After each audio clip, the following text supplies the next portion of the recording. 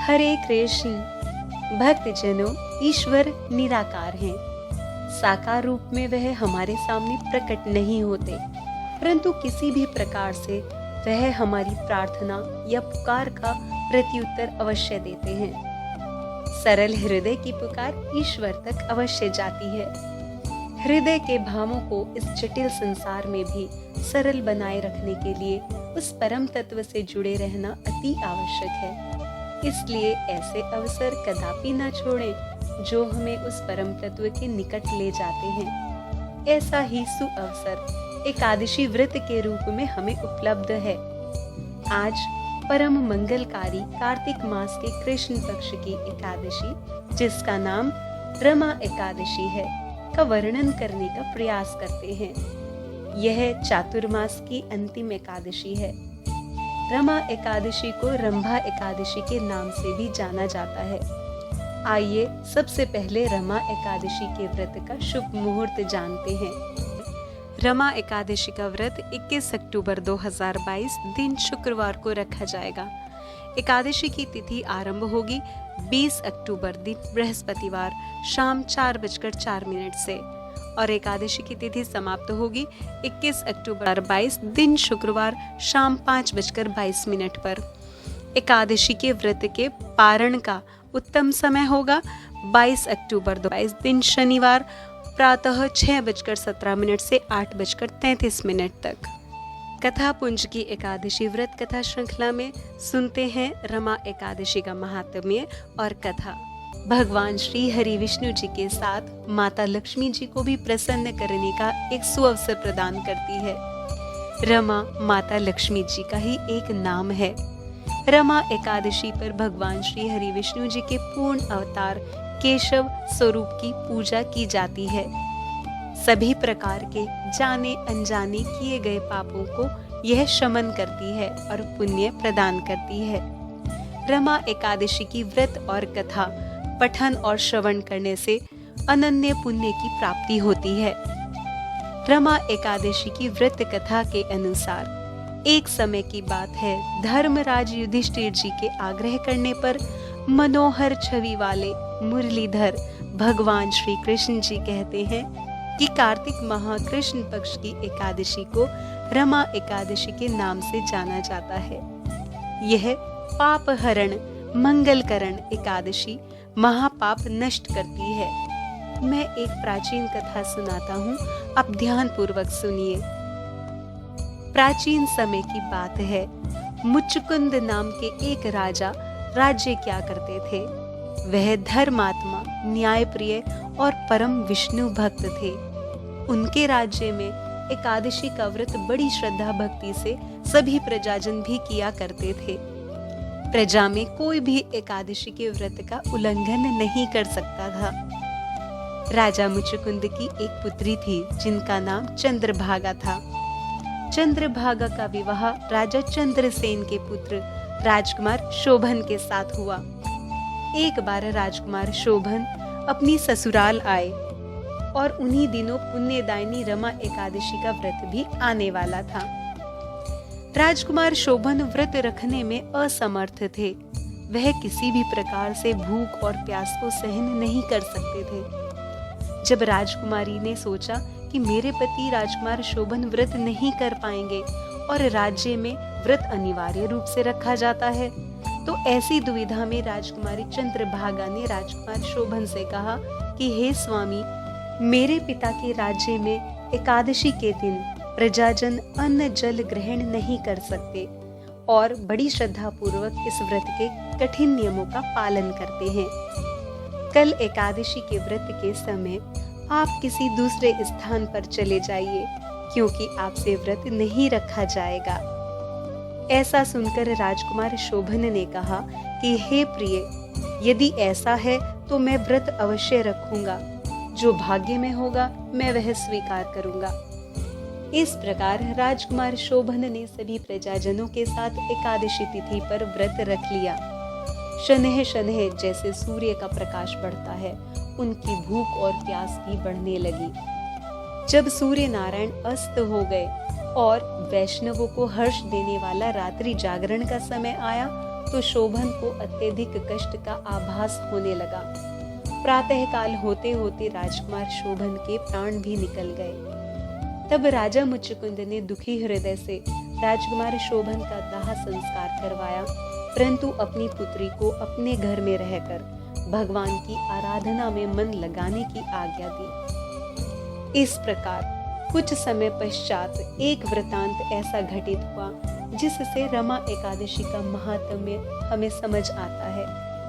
राजकुमार शोभन को मरणोपरांत उसी दिव्य देह के साथ स्वर्ग से भी वैभवशाली धन धान्य से परिपूर्ण शत्रुओं से रहित मंदराचल नामक पर्वत पर एक वैभवशाली देवपुर प्राप्त हुआ। वह अनेक रत्नों से सुशोभित सिंहासन पर आरूढ़ ऐसे शोभायमान हो रहे थे जैसे दूसरे इंद्र विराजमान हो। भाग्यवश एक दिन राजा मुचकुंद के राज्य के एक ब्राह्मण देव जिनका नाम सोम शर्मा था, तीर्थ यात्रा करते हुए राजकुमार शोभन के राज्य में पधारे। उन्होंने राजकुमार शोभन को देखा और देखते ही पहचान लिया कि यह तो हमारे राजा के दामाद हैं। राजकुमार शोभन ने भी उन्हें पहचान लिया और प्रणाम किया। राजकुमार शोभन के पूछने पर ब्राह्मण देव सोम शर्मा ने उन्हें उनकी पत्नी और राजा मुचकुंद की कुशलता से अवगत कराया। ब्राह्मण सोम शर्मा जी आश्चर्यचकित थे कि ऐसी सुंदर देवनगरी और वह भी मरणोपरांत और उसी देह के साथ किस प्रकार राजकुमार शोभन को प्राप्त हुई।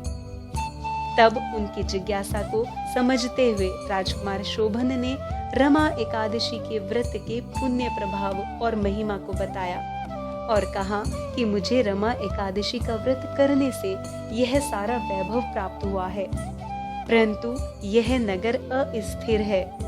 ब्राह्मण सोम शर्मा ने पूछा कि आप इस नगर को अस्थिर क्यों कह रहे हैं। राजकुमार शोभन ने उत्तर दिया कि मैंने रमा एकादशी का व्रत श्रद्धा रहित किया था, इसलिए यह अस्थिर नगर प्राप्त हुआ है।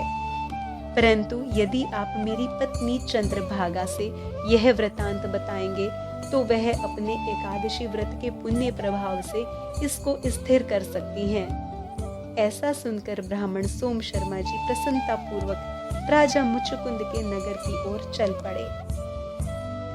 राजा मुचुकुंद और राजकुमारी चंद्रभागा के समक्ष जब ब्राह्मण देव सोम शर्मा पहुंचे तो उन्होंने सारा वृतांत प्रसन्नता पूर्वक कह सुनाया। राजकुमारी चंद्रभागा को अपने भाग्य पर विश्वास ही नहीं हुआ। उसने पूछा कि हे ब्राह्मण देव, क्या आपने मेरे पति को प्रत्यक्ष देखा है या किसी स्वप्न की बात कर रहे हैं? इस पर ब्राह्मण देव बोले कि मैं सत्य कह रहा हूँ, मैंने राजकुमार शोभन को एक सुंदर देव नगरी में राजा के समान देखा है।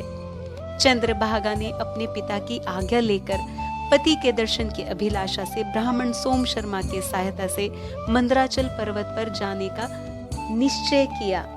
राजकुमारी चंद्रभागा मार्ग में ऋषि वामदेव जी के आश्रम में पहुंची और उन्होंने सारा वृतांत ऋषि वामदेव जी को बताया। ऋषि वामदेव जी ने वेद मंत्रों से चंद्रभागा को दिव्य गति प्रदान की। इसके पश्चात वह अपने पति के राज्य में पहुंची और राजकुमार शोभन से मिली। राजकुमार शोभन और राजकुमारी चंद्रभागा एक दूसरे को देखकर अति प्रसन्न हुए। राजकुमारी चंद्रभागा ने राजकुमार शोभन से कहा कि मैंने 8 वर्ष की आयु से विधि पूर्वक एकादशी व्रतों का नियम पूर्वक पालन किया है। अब मैं अपने पुण्य के प्रभाव से इस अस्थिर नगर को स्थिरता प्रदान करती हूँ। इस प्रकार राजकुमारी चंद्रभागा अपने पति राजकुमार शोभन के साथ दिव्य देह के साथ उस सुंदर देवपुर में सुखपूर्वक रहने लगी। रमा एकादशी की कथा को आगे बताते हुए भगवान श्री कृष्ण जी कहते हैं कि हे धर्मनंदन, यह रमा एकादशी की रोचक कथा है। जो मनुष्य इस कथा को पठन और श्रवण करते हैं वह समस्त पापों से छूटकर अंत में विष्णु लोक को प्राप्त करते हैं। आइए जानते हैं एकादशी व्रत के नियम। एकादशी व्रत के नियमों का पालन दशमी तिथि से ही प्रारंभ कर देना चाहिए। दशमी तिथि को संध्या से पूर्व सात्विक भोजन करना चाहिए। एकादशी के व्रत में अन्न जैसे चावल, गेहूं, दाल, चना आदि पदार्थों का सेवन नहीं करना चाहिए। किसी भी प्रकार का प्याज, लहसुन से युक्त भोजन नहीं करना चाहिए। एकादशी व्रत के दिन प्रातः ब्रह्म मुहूर्त में उठकर अपने नित्य कर्मों से निवृत्त होकर स्वच्छ वस्त्र धारण करें। शंख, चक्र, पद्म और गदा धारण किए हुए भगवान श्री हरि जी के सुंदर चतुर्भुज रूप का ध्यान करें। माता लक्ष्मी जी सहित भगवान श्री हरि जी को पंचामृत से स्नान कराएं और श्रृंगार करें। धूप, घी का दीपक, नैवेद्य, ऋतुफल, फूल, तिल और तुलसी जी अर्पित करें।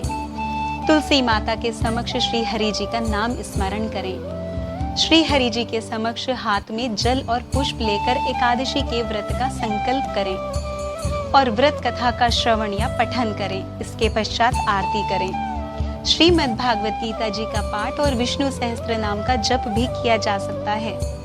व्रत में अपने शरीर के साथ आत्मा की भी शुद्धि रखें। किसी से अप्रिय वचन ना बोलें। राग, द्वेष, ईर्ष्या, वासना, लोभ और निंदा का त्याग करें। हृदय की कठोरता को त्याग कर सुंदर निर्मल भाव धारण करें। संध्या के समय आरती, दीपदान, रात्रि जागरण और कीर्तन करें। आरती के पश्चात एकादशी का फलाहारी प्रसाद ग्रहण किया जा सकता है। अगले दिन अर्थात द्वादशी तिथि में व्रत पारण के नियत समय पर ब्राह्मण को दान और दक्षिणा देने के पश्चात ही अपने व्रत का पारण करें। यदि किसी कारण से आप व्रत नहीं कर पा रहे हैं तो भी एकादशी के दिन चावल का प्रयोग नहीं करना चाहिए। यदि हमारा यह प्रेम पूर्वक प्रयास आपके हृदय में भक्ति रस की अनुभूति को दृढ़ करने का प्रयास करता है तो कृपया इस श्रृंखला को बनाए रखकर पुण्य का लाभ करें। कथा रस को अपने स्नेही जनों में भी बांटें और कथापुंज चैनल को सब्सक्राइब, वीडियो को लाइक और शेयर अवश्य करें। आपकी प्रसन्नता की कामना के साथ हरे कृष्ण।